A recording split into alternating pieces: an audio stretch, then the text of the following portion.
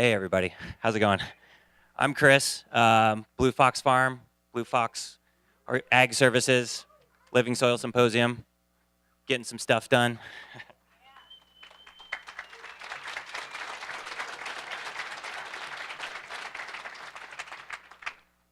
So I want to welcome all of you to the 2017 Living Soils Symposium. It's been a long time coming. It's a big growth from last year of about 100 people, and with the way that we've seen the demand over the last couple weeks, I can say it's going to grow even more in years to come.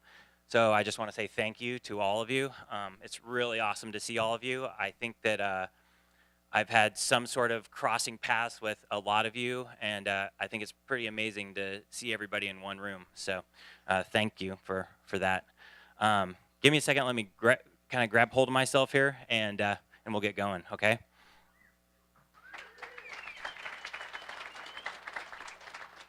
Are we good, Sam?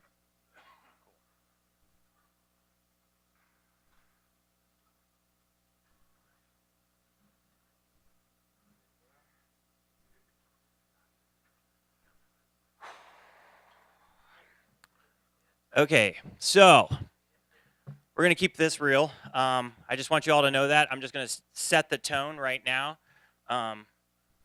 We're all just human beings, and I think that we should keep that in mind this entire weekend because we got crazy times ahead of us right now, friends. And so that's a lot of the reason that I wanted to bring all of you here is because I think it's a really powerful moment in our time to affect change, and I feel like what we're setting here today and tomorrow is going to really help with setting that change. So I just want to set that tone from the get-go and let you guys know that that's where I'm coming from with all this. So thank you for that. So I just wanted to start off with some housekeeping items, just kind of about the event space here and what we've got going on here. And at any point, if I just completely miss something, like please call me out on it and just say, hey, what about this? I'm totally fine with that. So basic stuff, bathrooms, if you haven't found them, are down the hallway here. There's also some bathrooms down by the restaurant, Lark's Restaurant. They're downstairs. There's going to be water, tea, and coffee at the back of the room. The coffee and the tea goes until 11 o'clock this morning, and then we'll do lunch at noon, and then the coffee and tea come back again, I think at 1:30 in the afternoon. And then the plan will be there's like an afternoon snack. I think it's their pastry chef makes whatever they've got on their docket for the day. So we'll have that. The lunch that's going to be served today is going to be buffet style both days. It'll be out in the hallway. There's 3 doors to exit back here. These doors here, you don't exit. It's not the way to go. When we go out for lunch, we'll go out the 2 side doors there, and then when you come back in with your food, come in through the middle door. It just makes the flow that much easier. So, and as far as dietary needs or dietary restrictions, everything on the buffet will be clearly labeled. I think we tried to reach out to any of you that had any like really strict restrictions and try to dial that in for you. But if there's any questions, please feel free to ask me or any of the hotel staff that's around. But I think that as far as I understand, everything is very clearly marked, and we should be good. I think today is soup and salad. No, I'm sorry, I take that back. I don't remember. It's one way or the other. It's soup and salad one day, and then the other day is going to be a taco buffet. So that's what's up for that. Breakfast tomorrow morning. If you're staying here at the hotel, breakfast is included into that. If you want to come here and eat breakfast, you can. You just have to pay for it, and that's down at the restaurant area. They have like a morning breakfast and brunch area. So, and then the other thing is so we started at right around 9:30 this morning. I had anticipated that would be a realistic start time. There's a lot of information that's going to happen, and we're kind of like driving through all the presenters. Like there's not a lot of lag time in between because I want to get as much value to you guys as I can. And I'm really treating this as a learning experience. This is, I was never a big fan of like academia and college and all of that. but I understand the value of driving information home. And so that's what I want to do over these 2 days is like just blow your minds, basically. I want you to walk away from here with more information than you know what to do with, and probably more questions than you know what to do with. And that, if that happens, then I know we've reached a point of success, because that's going to create more conversations as we go back to our homes, back to our farms, and ask more questions of the people we meet here and our friends and family back there. So that's how I approach my life, and I'm just want to let you guys know that's how I'm organizing the whole symposium. So I will be trying to keep on time as much as I can, and if we get into a question and answer session with any of the presenters and we see we're running over time, I'll just come up and cut people off, and it's no disrespect, it's just in the interest of keeping on time. So just wanted to let everybody know that. Also, I wanted to thank our sponsors, and I wanted to say something real quick about our sponsorship. The 3 main sponsors that I have are all dear friends of mine, and they're people that understand the vision of what we're trying to do with the symposium, and they're local folks here in the Southern Oregon region. And so I'm really grateful what they've done and supported me and my whole crew of people putting this on. Couldn't have done it without them. And it's not really about the money, it's more about the support, knowing that they're networkers as well, and they're people that are going to go back out into their community and spread the message of what we've got going on here. So I wanted to say thanks to Southern Oregon Bokashi, and then we've got the folks at South Cascade Organics with SLF 100, and then we've got the folks at Evolve Greenhouses. Thank you for everything you've done.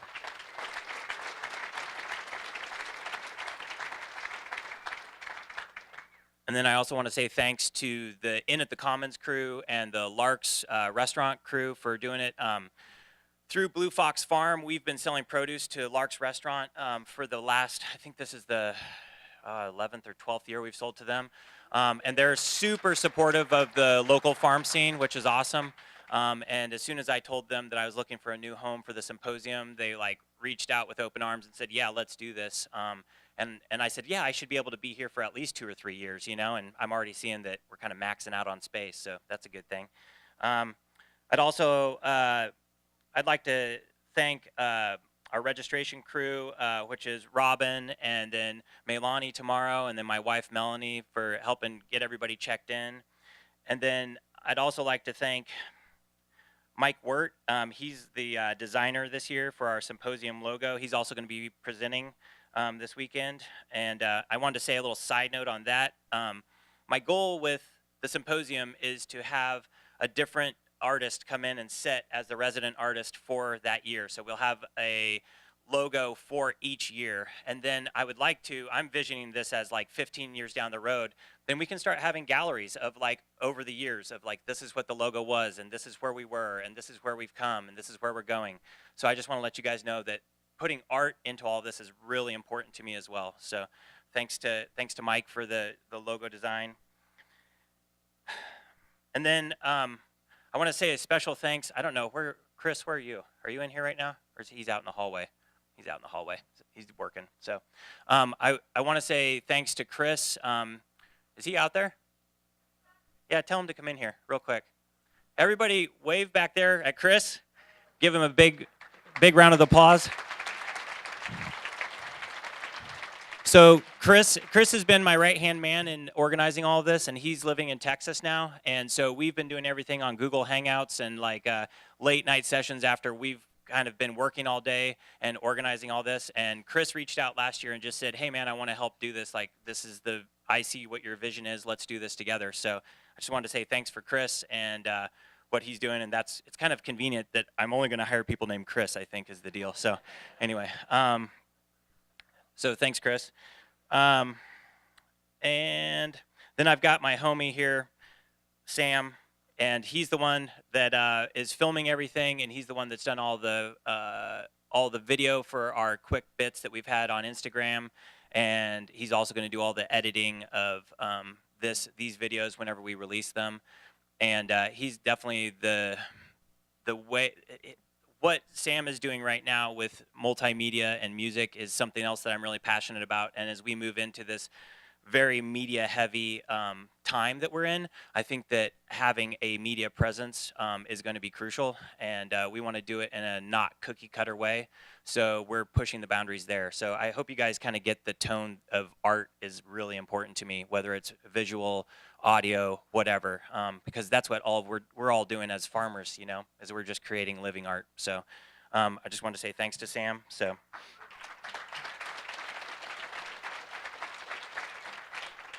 And then I want to say also thanks to Jonathan from American Rural Craft. He's back at the farm right now. If any of you saw Instagram post last night of us printing T-shirts late night, we set up a screen printing shop there at my farm, and that's going to stay there now too.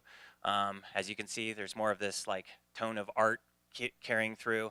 And he's been late night printing shirts this last week. Every one of those T-shirts that we have out there is individually hand printed by him.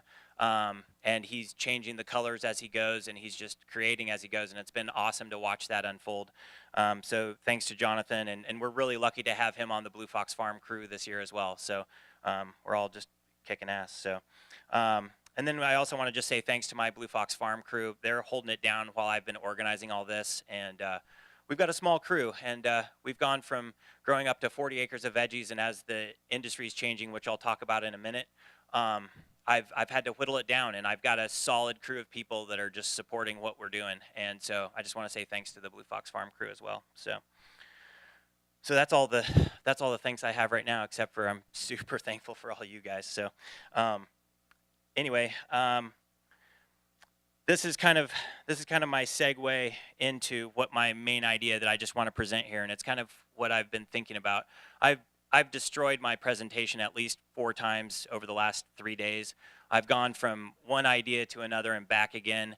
And finally, I realized what I really need to do is just tell you guys my story. You know, I think that's really pertinent because it really segues into exactly what we're all doing here. And honestly, like I said already, the cultivating art is really what I'm about, whether that's through food or whether that's through culture. That's what I'm really interested in, and I look at all of these analogies. Like my whole life is about observation. Like truly, as a farmer, I'm just an observer, you know. And so I observe, and then I use analogy to make decisions. And I just want to make sure that as we go through in our lives and creating things, that we're not just looking at cookie cutter ways of doing things, that we're remaining really dynamic individuals. And that's something that I focus a lot on in my life, is maintaining a dynamic way of doing things. And when I say that, I just really talk about, I'm really talking about the fact that our society now has found out that the best way to be efficient marketing-wise is to be able to put everybody into a box. And we've seen that even in the advent of the Instagram world, that everybody's in a box, that they're like, I perform this kind of farming, I perform this kind of art. And that's something that I started noticing because I was hunting for solutions myself, and I started seeing all these boxes start happening, even though we were all trying to create new ways of doing things. And I said, man, that's kind of weird. It's kind of the antithesis of what all of us are doing. Is like we're all trying to be different, yet we're all getting caught in these little boxes, you know. And I was like, well, shoot, like I kind of need to bring all these people together so they can all recognize the fact that every single one of us are like dynamic human beings. We can change on the fly. You know, one day I can like the color blue, and the next day I can like the color red. There's nobody stopping me from doing that. So so that really is kind of a segue into my story as to why I'm here right now. And I'm gonna kind of blast through this because I want to make sure we stay on time. But I just want to tell real quick like how I ended up getting here. So started in the Midwest in the mid 90s trying to figure out like why all my food tasted like shit, straight up. And I said, all right, I got to figure this out. So I found out that, well, the source of my food sucked. So I stepped it all the way back until I figured out that if I grow my own food, it can be a lot more legit, you know? And so I got into farming in the late 90s, met my wife in the late 90s in Santa Cruz. We started on our path for farming. And that was right about the time that the small farms movement was kind of really becoming super trendy and was really starting to gain momentum, which is great. Loved seeing that. Um, and so we landed here in Southern Oregon. It was 2002. We started our small farm with all these great ideals. We had just come out of a permaculture design course and said, yeah, we're going to change the world. We're going to do a CSA. We're going to do market farm. We're going to do all these things, which we've done all those. But then the reality of farming hit, which is we got to make money. And so we had to drop some of those ideals and figure out how we're going to make the foundation of this farm, which we did. And like I said, that we had gotten up to about the point of about 40 acres in production, and we were humming along. We had a staff of 17, and everything was great. And then we started seeing a shift in the organic industry, and it was through consolidation. And side note there with consolidation, I will say to everybody that's involved in the cannabis industry, please take note of what I'm about to say as far as consolidation. It is real. So the consolidation started happening. We started seeing it change. We started seeing our prices come down, and we started saying, man, it's getting a lot harder on this scale to feed a lot of people and still make a living and still pay people what they were owed, you know? And that's really important to us, is like, if we don't have good paid people, then what good are we? And so we kind of started looking at what changes we could make on our farm. We had this great foundation, but honestly, we were really farming conventionally with organic inputs at this point. And the reason we were doing that was because it was a scale thing. It was about efficiency. It was because we were selling wholesale, because we had to get the product out there so we could pay to have people on staff and make sure that the farm was running. But we knew that there was something missing there. And so at that point, I said, man, I got to start looking back to my roots of permaculture, my roots to holistic management, my roots to all of these other great groovy ideas that made a lot of sense, but we just weren't able to do. So I knew that our farm had a really strong foundation at that point, and I said, okay, we're going to take a chance. We're going to dip back on how much acreage we're doing, and I have to investigate and see what's going on. Well, that's whenever Instagram was really starting to grab hold of the internet, and I started seeing what I just said. I started seeing all these people that had commonalities, yet they were under their own little box. And I was like, man, this person and this person, they're saying the same thing, but just in a different language. I said, man, I need to bring all these people together. You know, I got to figure that out. So I kind of thought about it a little bit more, and I was like, oh, I need to create some sort of like conference or something like that will bring everybody together. And I was like, oh, I think maybe I'll make a symposium, you know? And so that's honestly why I kind of created the symposium last year. It was kind of a self-vested interest in some ways, because I wanted to learn, you know? I wanted to learn and bring all these people together and ask questions, because I knew if I direct messaged people online that you'd get kind of an answer, but you know, there's only so much you can get there. It's like, I want to interact with these people. So that's what I did. Created that, and really started looking at what kind of change could happen. And we did that last year, and I was amazed at how many people that like lived right next door to each other and they didn't even know each other, you know? And I was like, man, we're in a really interesting time right now. I have to keep this going, and I have to keep perpetuating all these people getting together, but at the same time, still in the off season, having that connection online.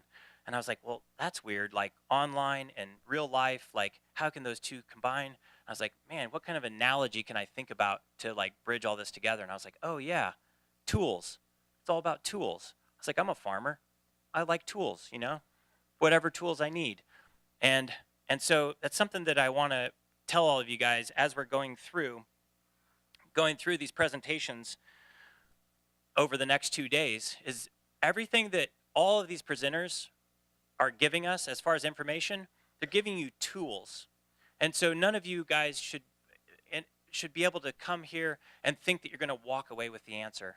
There is no answer here. We're all on a path, and we're all getting tools to put into our tool bag, and then we can go back out into the world and implement on our farms how we deem it necessary.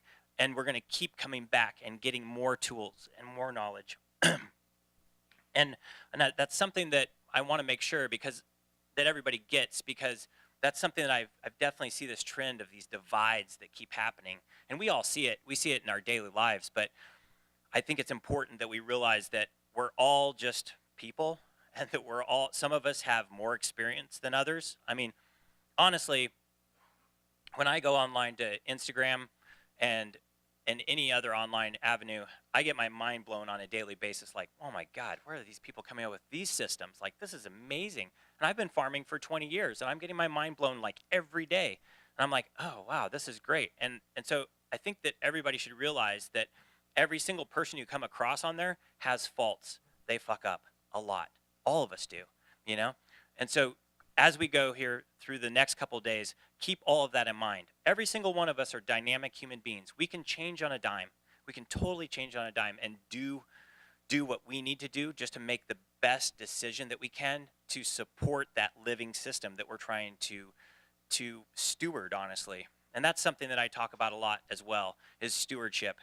And so we talk about stewarding our land. Well, I think we also need to steward our community, you know? And so when we're here, like, I'm stewarding all of you right now. I'm cultivating all of you right now to make change in our society.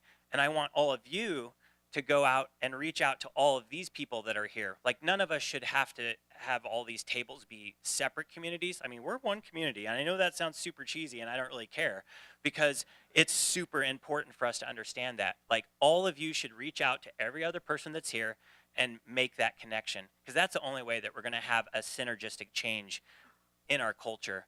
And it really is time to go beyond organic. And I don't think that we know what that true answer is right now. We're using terms that we think. We're using regenerative as something that we use, and I think that that's something that we're all throwing around right now, and I don't even know what all that means. And I think we should ask that question of all of ourselves as we're here, because if we can figure out what that is, and none of us have to coin that, then I think that we're going to see the true synergy for it to go forward.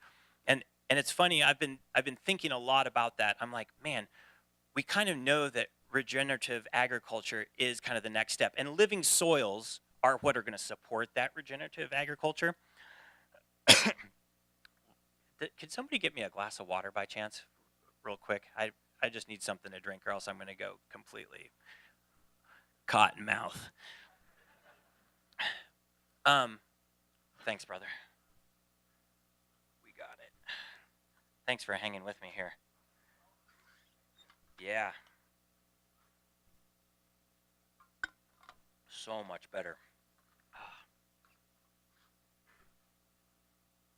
Something that I've been thinking a lot about, and I'll kind of leave it at this, which is, I wonder, and this is not what I believe. This is a question I want to leave you guys with, which is, my question to myself was, what is the definition of regenerative agriculture? Like, what is that solution? And I think it might be a marriage of conventional agriculture and organic agriculture. And I know that sounds really weird, because, like, when you say conventional agriculture, like, we think, you know, pesticides, herbicides, like all that synthetics, like all that madness, you know, and not supporting life in the soil. But there's a lot of value to what conventional ag has done. I mean, they've carried the backbone of our nation for food, whether it's right or not. They've carried the backbone, and then we've come in.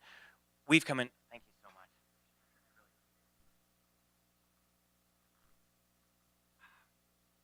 We've come in with our organic agriculture as the next step of the solution, and we've found that there's limitations to that too. And now that we're seeing that industry getting consolidated, then I'm like, well, what's our next step, you know? And so I think that that's the tone that we need to think about this weekend, is like, how do we define what it is that we're all doing, and how can we support each other in doing that as we go forward? So let me see if I got all my points here, because we're right about on time. Anybody have any real quick questions? Yeah. That's true. I was blasting through. So consolidation, yeah. And maybe I misspoke. Like, I don't think consolidation is important. I think that recognizing the fact that consolidation happens is important, because I saw that happen in the organic produce industry, and I could be pissed about it, but I'm not. I'm just trying to figure out how to adapt and move on. And the way that I'm figuring out how to adapt and move on is, I've got all of you right here, right now, you know? And so I wanted to bring a group of people together to talk about, like, how can we stay relevant going forward? And that's what I'm trying to keep track of, is like, how do I stay relevant going forward? How do I make sure that my farm stays relevant going forward? Well, it's kind of cool that the answer to that is living soils, you know, because the living soils are what's going to cut our costs down, going to have perpetual harvest off of our fields because we've found a living system. Are we going to find that perfect living soil in our lifetimes? Maybe not, probably not. Some of us will, some of us won't, but it's that direction that we're headed. So I think that's what I was talking about whenever I said consolidation is important, just recognizing that consolidation is going to happen in all of these industries, and how can we maintain a healthy relationship with all of our competitors, with everybody in the community, to realize that we just have one main idea, which is like, let's keep protecting that soil, you know? So I don't know, I hope that answered your question. Yep. Consolidation. Yeah, just as the fact is, when I got into veggie farming, it was all small, it was not all small farms. There was a lot of small farms, and as time has gone on, it, those farms have gotten bought out and have got consolidated down to bigger farms, which means that our food supply is very dependent on less farms, which I think is a very dangerous place to be. Now, that being said, do I think that the answer is having 2-acre farms everywhere across the country? I think that would be great, but it's probably not going to happen. So we have to find that balance in scale, you know, and that's what I'm looking for as well. So.